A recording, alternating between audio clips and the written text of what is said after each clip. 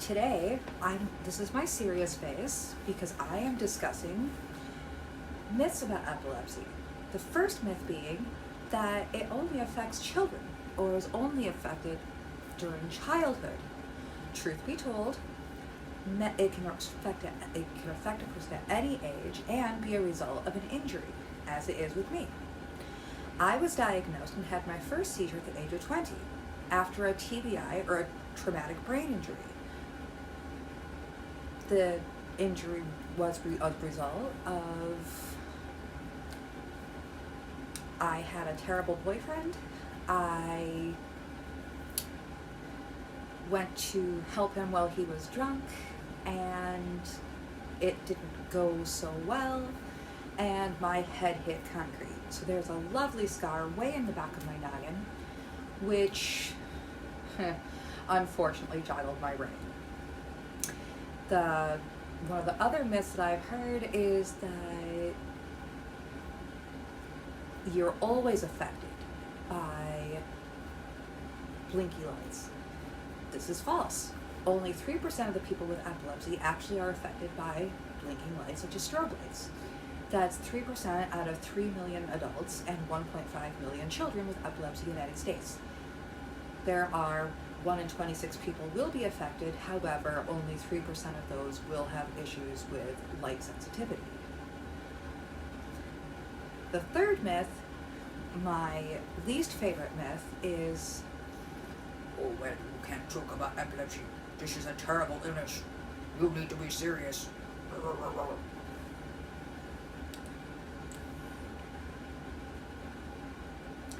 This is my serious face. These are my reading glasses. Because I have visual disturbances. You may find that cracking jokes about epilepsy can actually be more helpful for you, because it takes your mind off the fact that things kind of royally suck.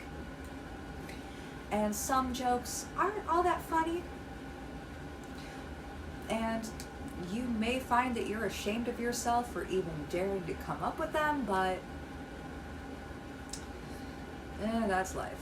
One of the jokes that I used to tell years ago was, what do you call an epileptic in a pile of leaves?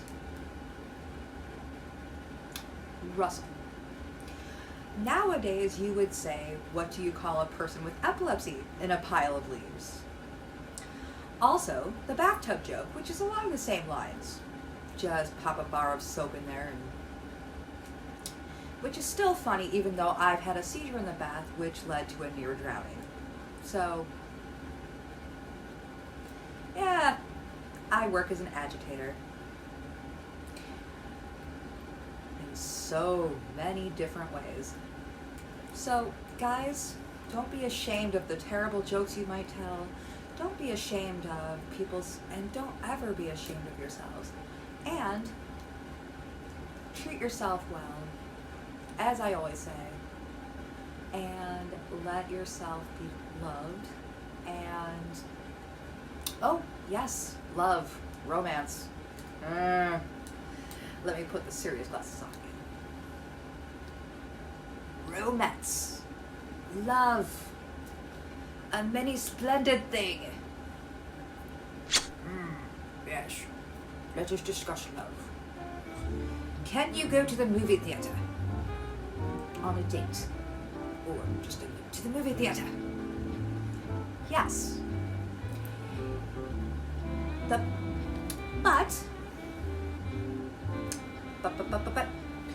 be very careful if you're watching an action movie with a lot of blinky lights, especially if you are among the 3% of people with epilepsy who have issues with blinky lights. Disney Pixar also was in the news a couple years ago when The Incredibles 2 came out, because of the fact that a lot of their transitions could make it difficult for people with eye disorders because of the way that everything moved around. And 3% of 3 million is only in the hundreds of thousands, but still, it's quite a considerable number.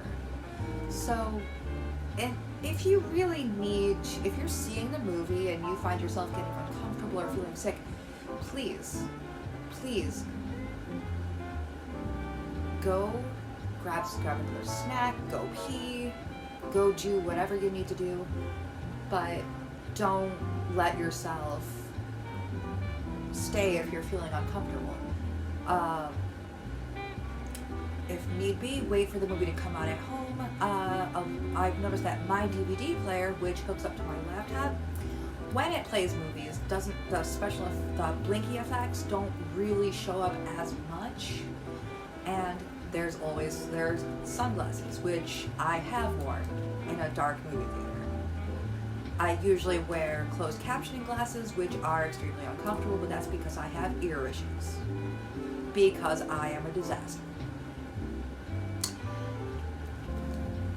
Can you date? Well, I'm a bit of an awkward human being just in general. Oh, good heavens. But some people love me in spite of myself, and I find that yes, I can go on dates, and generally with people who understand there are a few things I can't do, like the aforementioned blinky lights, but for the most part, you know, love, romance. There was a joke that I used to tell about, you bring the strobe light, I'll bring the champagne. Please note, watch alcohol. And do not drink too much. And if you feel uncomfortable at any situation, please make that known and make sure that you have a way out just in case. So, thank you for coming to my TED Talk. This has been lovely. My British accent is absolutely dreadful. I apologize. So, love yourself and be kind to yourself. And as always, if it hurts, if something feels wrong, please contact your doctor immediately. Love you much.